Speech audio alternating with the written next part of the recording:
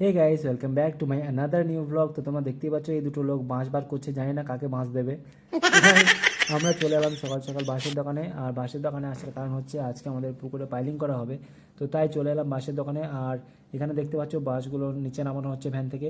তো এখানে আমার সাথে এই দাদুটা এসছে। এই দাদুটা বাঁশগুলো বেছে দেবে। আমি তো একা একা বাঁশ বাঁচতে পারি না আর চিনতেও পারি না কোন বাঁশগুলো কেমন।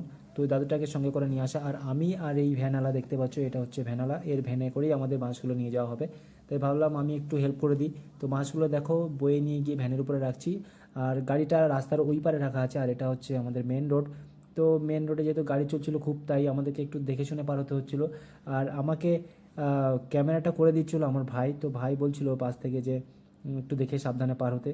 তো দেখো এখানে দাদু আমাদেরকে বেছে বেছে রেখে দিচ্ছে মাছগুলো, আর আমরা এসে সেই মাছগুলো বার করে নিয়ে গিয়ে রাখছি।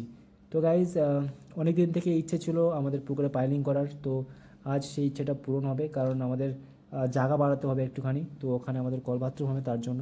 তো গাইজ, তোমরা ব্লগটা দেখতে থাকো। আশা করছি আজকের ব্লগটা তোমাদের ভালো লাগবে। আর যদি ব্লগটা ভালো লেগে থাকে তাহলে অবশ্যই একটা লাইক করে দিও, শেয়ার করে দিও। আর যারা যারা নতুন দেখছো আমার চ্যানেলটাকে, তাহলে অবশ্যই চ্যানেলটাকে সাবস্ক্রাইব করে আমাকে সাপোর্ট করো। সো গাইজ, তোমরা দেখতেই পাচ্ছ বাঁশগুলো আমাদের বাড়িতে আনা হয়ে গেছে, আর আমরা বাঁশগুলো মাঠে রেখে দিয়েছি। আর এখানে অলরেডি মাছগুলো কাটা হয়ে গেছে, আর ভাই ওখানে দাঁড়িয়ে দেখছিল। তো দেখো এখানে সব বাঁশ কাটা হয়ে গেছে, প্রায় অর্ধেক বাঁশ কাটা হয়ে গেছে। আর এটা হচ্ছে আমাদের হেডমিস্ত্রি। আর ওই পাশে যে যারা আছে, ওই হলুদ গেঞ্জি, ও হচ্ছে আমাদের পাশের বাড়ির কাকু। আর যে মাছছে ও হচ্ছে বিজয়, ওকে তো তোমরা চেনোই। আর দেখো সকাল সকাল কাজে লেগেছিলাম বলে মা চা আর বিস্কুট পাঠিয়ে দিল। তো এখানে সবাই চা খাচ্ছে, দেখো চা খেতে খেতে অনেক আড্ডাও হচ্ছিলো, গল্পও হচ্ছিলো।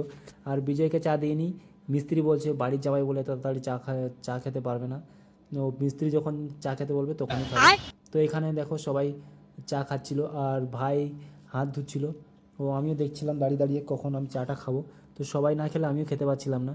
আর এই যে কাকুর দেখো, ও আগে আগে চা নিয়ে নিয়েছে, খাওয়া শুরু করে দিয়েছে। ও জানে যে পরে আমি পাবো কি না। তো অনেকক্ষণ পরে ভাই দেখো একটা কাপ নিচ্ছে, কাপটাও বেছে বেছে নিচ্ছে যে কোনটাতে কম চা আছে না বেশি, আমি জানি না। তো ভাই নিল, ভাই নেওয়ার পরে দেখো বিজয় চলে এলো। তো বিজয় নিয়ে খাওয়া শুরু করে দিল দেখো। আর এই যে মানুষটা, এ ফালতু ডায়লগ দিতে এসছে এখানে, ও বাদ দেওয়ার কথা।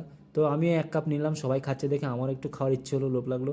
তো দেখো ভাই এখানে বিস্কুট ছিঁড়ছে, আর এই বালতিটা ভেঙে গেছিলো। তো যা হোক দুটো বিস্কুট আমাকে হাতে ধরিয়ে দিল। তো হাফ চা শেষ হয়ে গেছিলো তার আগে। তো চা খেতে খেতে আরও অনেক গল্প হচ্ছিল আমাদের ওইখানে, ওই পাশটায় যে কল বাথরুম হবে তার জন্য। আর বিজয় দেখো কিরকম খাচ্ছে পেটুকের মতো। তো যাই হোক চাটা খাওয়া দাওয়ার পরে আবার কাজ শুরু হয়ে গেল। দেখো এরা দুজন, হেড মিস্ত্রি আর আমাদের কাকু।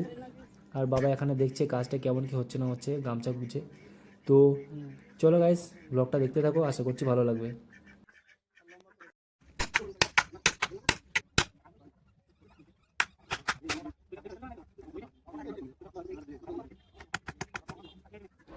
लेकिन ये साला कर क्या रहा है यहाँ पे।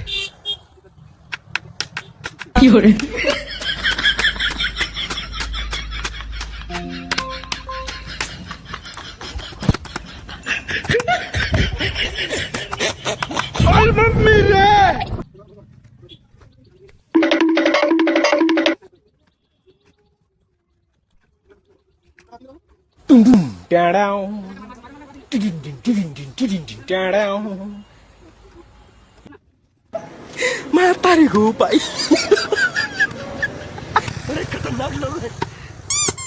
नहीं सारुण के यहाँ कुछ तो गड़बड़ है।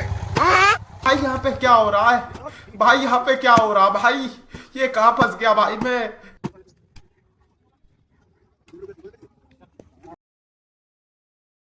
তো দেখো গাইজ, ভাই প্র্যাকটিসে যাচ্ছে।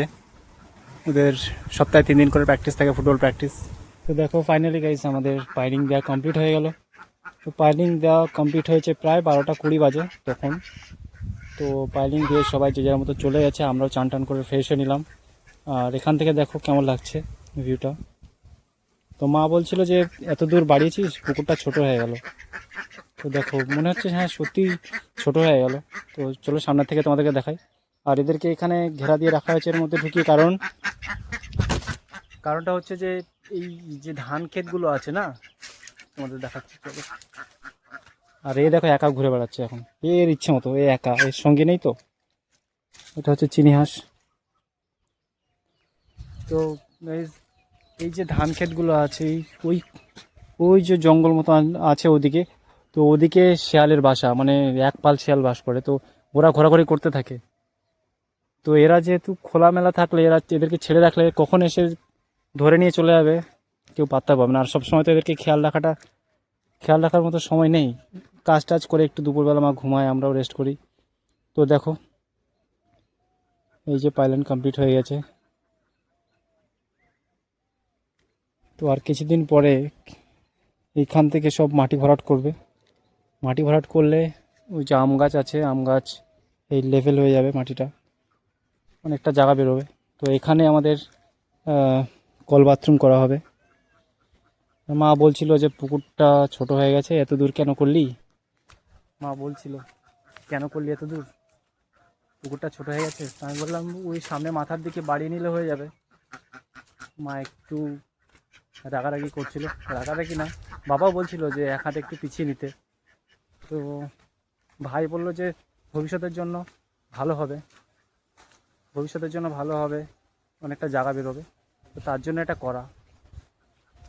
তো ওই যে সামনের যে আমাদের আড়িটা আছে ওটা মিনিমাম 4-5 ফুট পিছিয়ে নেব, তাহলে পুকুরটা এদিকে যে জায়গাটা খেয়েছে ওদিকে জায়গাটা একটু বেড়ে যাবে। তো দেখা যাক কি হয়। তো এই ধানগুলো উঠে গেলে ভাবছি জেসিবি দিয়ে পুকুরটা কাটানো হবে। তো দেখা যাক কি হয়। তো দেখো এখান থেকে এরকম লাগছে।